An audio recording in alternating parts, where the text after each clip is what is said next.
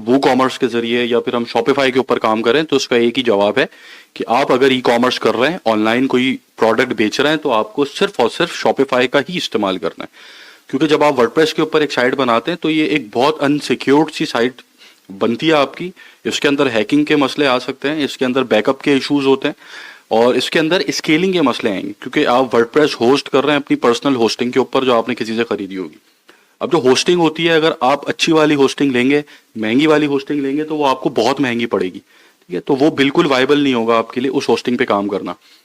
और अगर आप शॉपिफाई की तरफ जाते हैं तो वो शॉपिफाई बना ही ई कॉमर्स के लिए। ठीक है, वर्डप्रेस जो है वो ई कॉमर्स के लिए नहीं बना।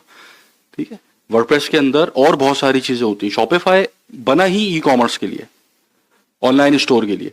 तो वहां पर स्केलिंग का कोई मसला नहीं होता। जैसे आज आपका बिजनेस चल रहा है और आपके पास महीने के लेट से 2000 विजिटर्स आ रहे हैं।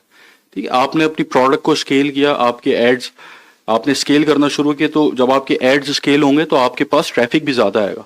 तो अगर ज्यादा ट्रैफिक आपके पास आना शुरू हो गया, लेट से आपका आपका ट्रैफिक 2000 से इंक्रीज हो गया 15,000, 20,000, 50,000 पे चला गया, 1 लाख पे चला गया, तो वो आपकी वेबसाइट फिर उस ट्रैफिक को हैंडल नहीं कर सकती और बार बार क्रैश होती रहेगी। तो अगर आपकी वेबसाइट बार बार क्रैश हो रही है तो वो फिर बेकार है बिजनेस आपका। आप क्या उसके अंदर फिर पैसा बनाएंगे?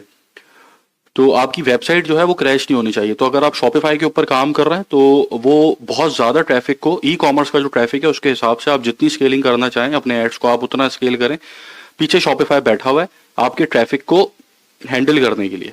ठीक है, वहां आपको सिक्योरिटी का कोई मसला नहीं है कि आपकी वेबसाइट, आपका स्टोर कोई हैक कर लेगा। आपके पास शॉपिफाई की सपोर्ट अवेलेबल होती है, वर्डप्रेस पे कोई सपोर्ट अवेलेबल नहीं होती। फिर प्लगइन्स के अंदर कॉन्फ्लिक्ट हो जाता है अक्सर। आपका स्टोर चल रहा है, आपका आपने अपना स्टोर स्केल कर लिया, आपके पास रोज के 100-150 ऑर्डर्स आना शुरू हो गए, 200 ऑर्डर्स आना शुरू हो गए। अब अचानक किसी प्लगइन के अंदर कॉन्फ्लिक्ट हो गया आपस में।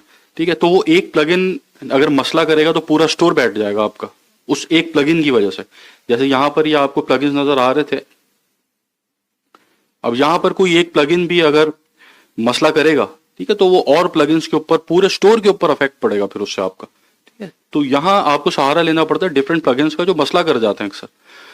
तो आप ई कॉमर्स कर रहे हैं तो वर्डप्रेस के ऊपर आपने बिल्कुल भी काम नहीं करना, आपको सिर्फ और सिर्फ शॉपिफाई पे काम करना है। ये बहुत सारी चीजों से आपकी जान छुड़ा देता है। ठीक है।